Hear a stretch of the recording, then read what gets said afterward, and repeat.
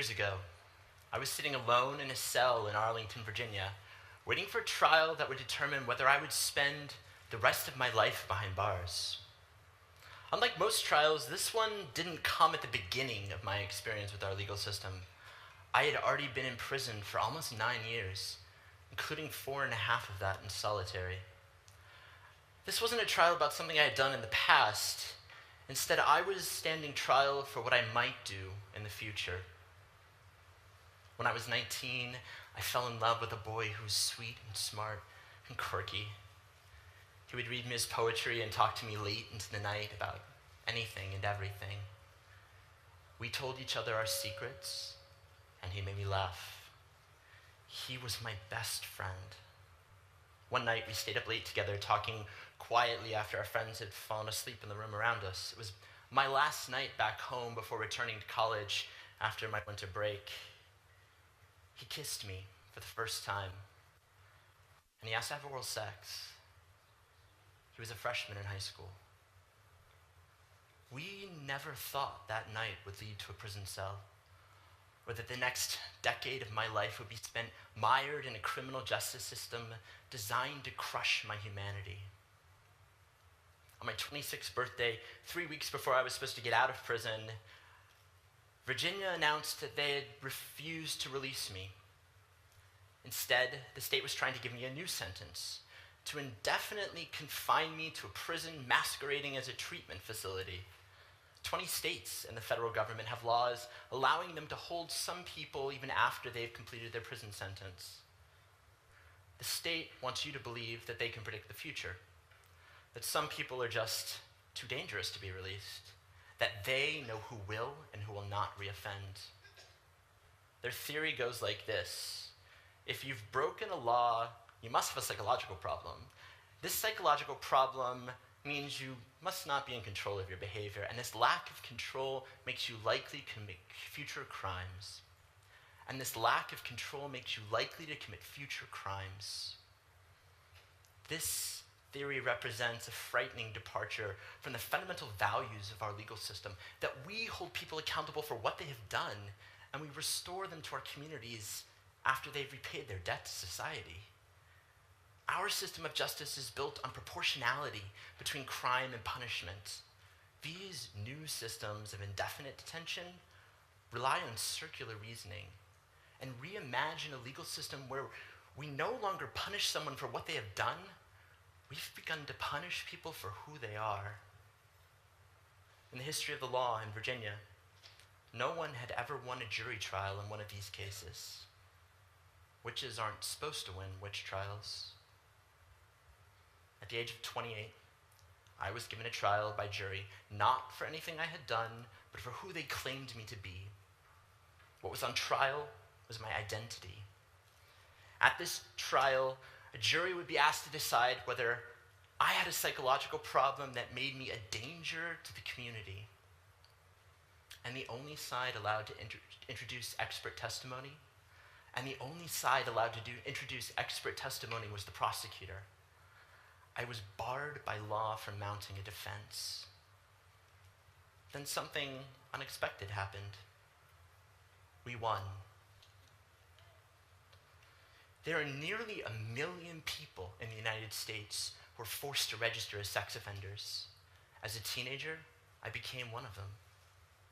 The US is unique in the way we treat people convicted of breaking our sex laws. We criminalize far more things, and we penalize them far more harshly than any other modern society. In the public imagination, the sex offender identity is associated with the rapist, the lurking child predator. We all think we know what a sex offender is. We see sensationalized news reports, episodes of Law and Order SVU. But what if everything we thought we knew was wrong?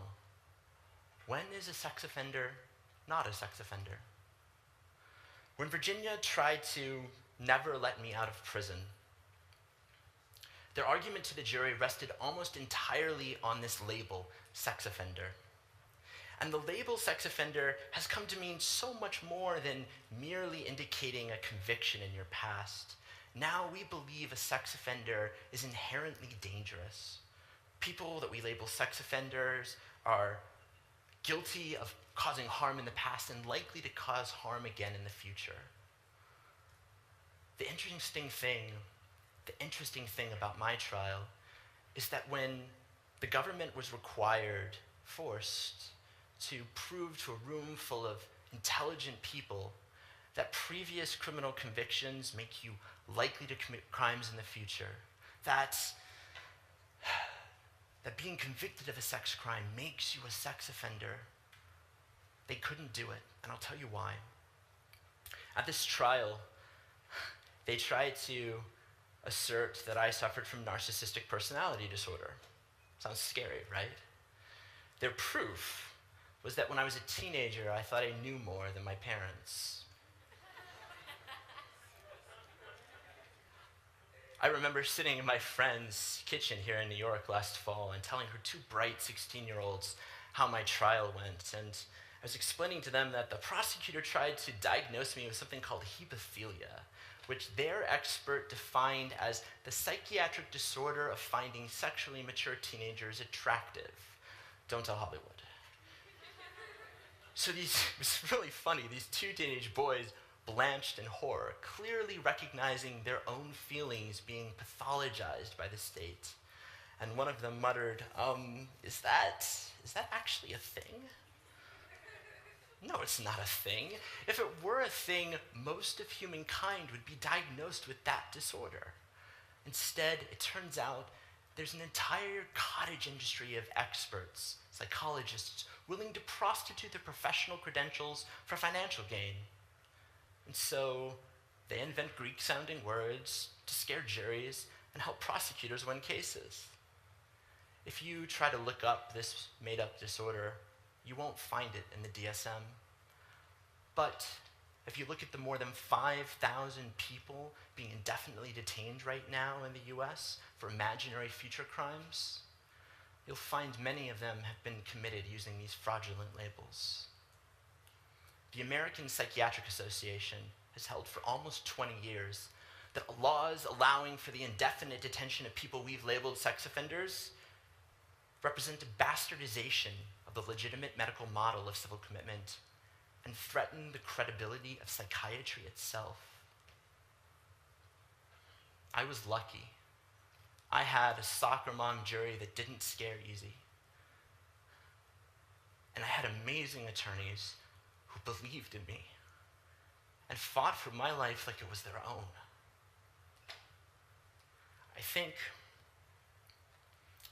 think when the jury considered me, instead of viewing me as someone who might harm their children, they realized that I could have very easily been any of their sons.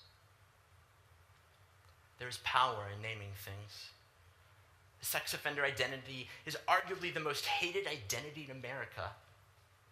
People labeled sex offenders are banished from entire communities through residency restrictions, publicly shamed through sex offender registration and notification laws, restricted from all kinds of employment, barred from colleges. We even ban them from social media.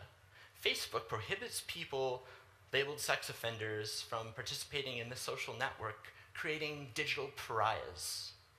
In some states, it would be a felony for me to have a LinkedIn account, and I could go to prison for sending a tweet.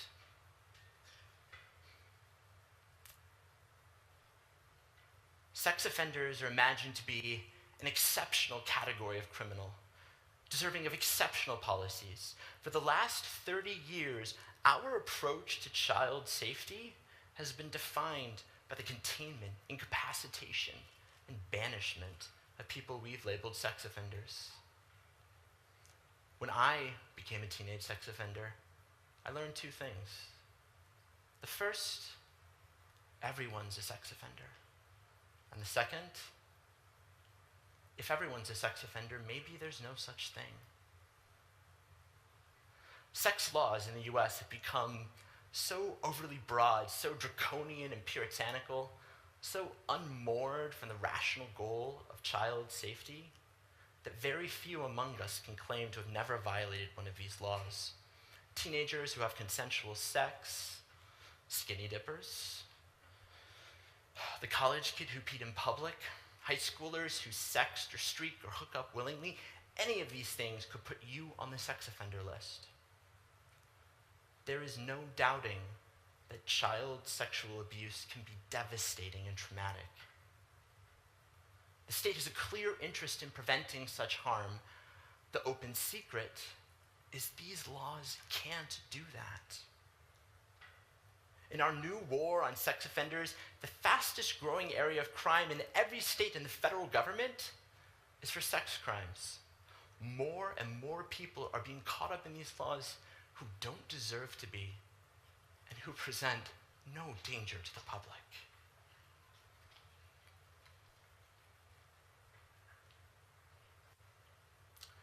So many lives are being ruined by these laws now.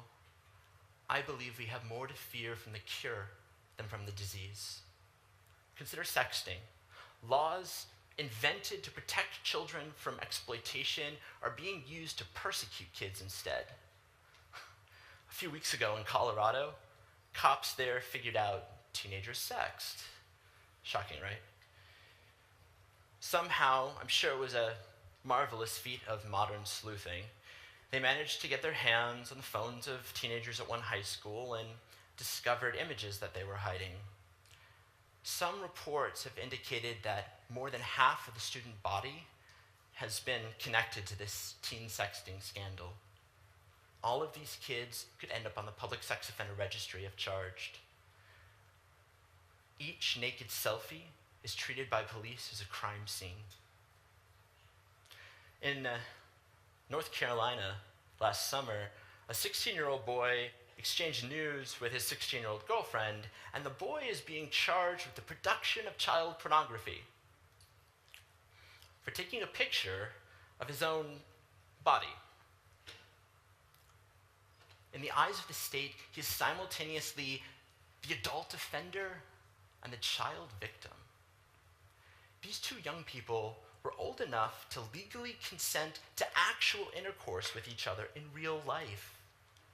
But a picture is a felony, punishable by prison time and a life condemned to the sex offender registry. If we actually caught all the kids doing this, we'd be locking up most of our high schools. America is unique in the way we try to use the power of the state to police what teenagers do in their bedrooms. Criminalizing adolescent sexuality does nothing to impact the behavior of teens. Our laws are absurd and ridiculous. But we don't just do a poor job of deciding who should be labeled a sex offender. The label itself needs to go. This term sex offender has fundamentally confused us about how to protect kids from sexual abuse. The sex offender registry only makes sense if it identifies threats in the community and helps parents keep their kids safe. But the registry can't do that because the threats to children aren't external. 93% of child sexual abuse is committed by a family member or close friend. These aren't people with prior convictions. By definition, they would never be on any list. And consider the people on this list for a moment. The Department of Justice says that 95% of them will never reoffend. This bears repeating. 95% of the people that we label sex offenders will never reoffend. The sex offender registry was invented at a time when we feared for the safety of our children from strangers, but we now know that stranger danger is a myth. There are 100 high-risk child abductions every year in the United States, a country of 320 million people. That risk is comparable to a child being struck by lightning.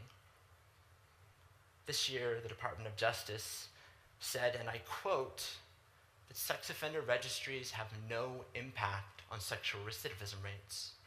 Simply put, that means the sex offender registry doesn't do anything to keep anyone's child safe. In fact, our laws are so overly broad and so few people reoffend that your child is more likely to end up on the sex offender registry than to ever be touched by someone on this list.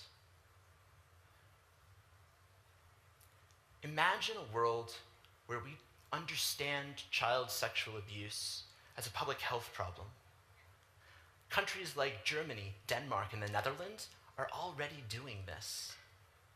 When I walked out of prison just a few years ago, people told me it wasn't possible to do anything about these problems, that the fear and misunderstanding that drives these policies is endemic. They said the same thing about my trial, that I would lose because no jury would vote to free a sex offender. I'm really glad I didn't listen to their advice. Things are changing. This year alone, 2 federal courts in Missouri and Minnesota have ruled against indefinite detention programs. The European courts have routinely called America's laws a flagrant violation of international human rights standards. Supreme courts in Massachusetts, New York, and California have struck down residency restrictions, and the Department of Justice is now saying that the sex offender registry doesn't do what it claims to, and that laws allowing for the banishment of people from our society don't keep our communities safer. I believe that injustice anywhere is a threat to justice anywhere. I believe that injustice anywhere is a threat to justice everywhere. That modern-day scarlet letters condemn individuals and their families to poverty and create barriers to opportunity that weaken entire communities. That our laws should be grounded in evidence, not built on fear. There's no such thing as a sex offender. It's a made-up category full of all kinds of people who don't have anything to do with each other. The rapist and the teenage lovers, the streaker and the child molester. And yet we brand them all the same and define them by the worst 1%. And when we give them this label, we imagine that we know what they're going to do next. Labels like this don't do anything to contribute to public safety or understanding. All they do is rob people of their humanity. The antidote to fear is understanding. A jury of people just like you were asked to believe in a label, sex offender. Instead, they saw me as a person and chose to set me free. Maybe I was the first. I won't be the last. Thank you.